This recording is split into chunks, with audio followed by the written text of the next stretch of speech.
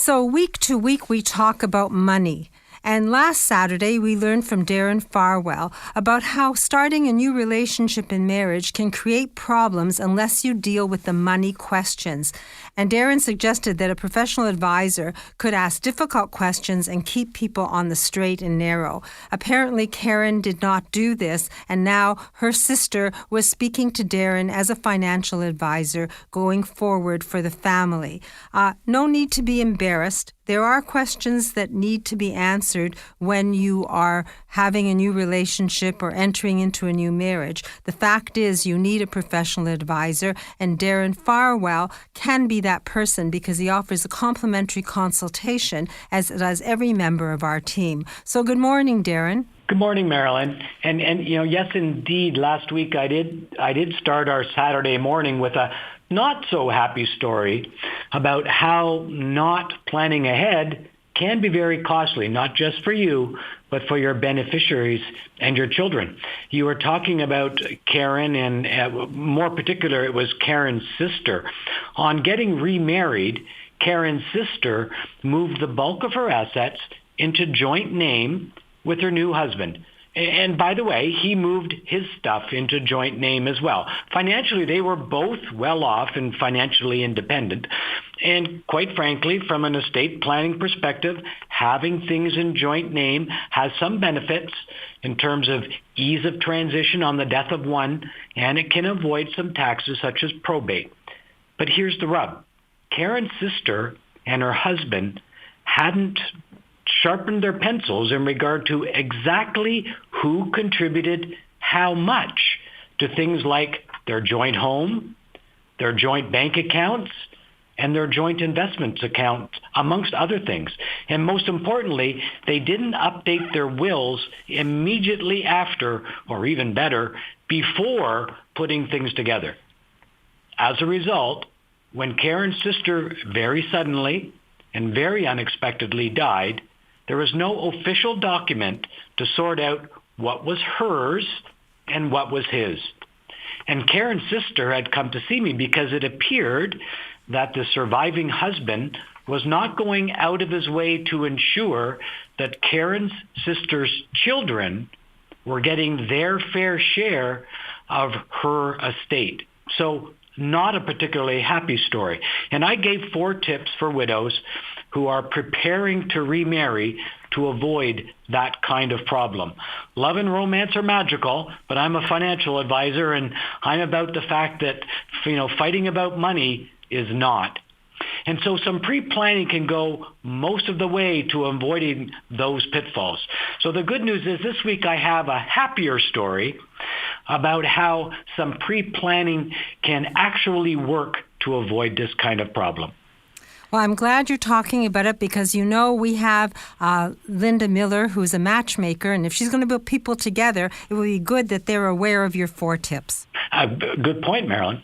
At age 74, Lori met, as she says, the second man of her dreams. Having been widowed for 6 years, she met a man, they fell in love and decided to get remarried. The thing is, Lori has 2 kids from her previous marriage, and her husband has 3 from a previous marriage. He is also, as it turns out, a little younger by 4 years than Lori, and not quite as well off financially as Lori. So that is Lori. And bottom line is, Lori's bringing more to the table from an asset perspective. And so Lori wanted to be sure that her assets go to her beneficiaries, her 2 children, on death, not his. Now, I'm sure as she gets to know his children better, and as all the children age, she may change her mind and may decide to distribute the funds differently, and that can be done quite easily. But at this point, she wanted to be sure that her children were receiving the benefits of her estate. All right, so what did she do? Well, she did a very smart thing, as it turns out. And this might also be an example of something we talk about regularly, Marilyn. You don't know what you don't know. Lori and her husband bought a house together, but she contributed $1.5 million and he contributed $750,000, an unequal amount. So instead of owning their property with joint right of survivorship, which really represents an equal ownership, they purchase it as joint tenants in common. And what that means is that while they do own the home together, Lori owns her $1.5 million portion, and her husband owns his $750,000 portion separately as distinct amounts. So what that means is that when she passes away, her original $1.5 million of the home is handled by her estate and her will. Now, Lori isn't going to force him, her husband, to sell the home if she were to die first, but ultimately, when it is sold, her original $1.5 million will go to her beneficiaries as assigned by her will, in this case, her children. So very good planning by Lori. And many of the widows I've spoken to aren't aware of the protection you can provide your beneficiaries by owning property as joint tenants in common. It really works in the right circumstance. So anybody who'd like to learn more about this concept, joint tenants in common, feel free to call or discuss. We have a couple of articles on how this works.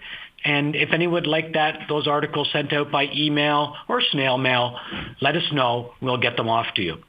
So if someone wants to talk to you about the 4 pitfalls, or I guess the 4 tips to avoid pitfalls if you're entering into a new relationship and you have assets, how do we reach you? Our number is 416-863-7501. You can also connect to us through our Facebook page, The Farwell Group, or our website, The Farwell Group.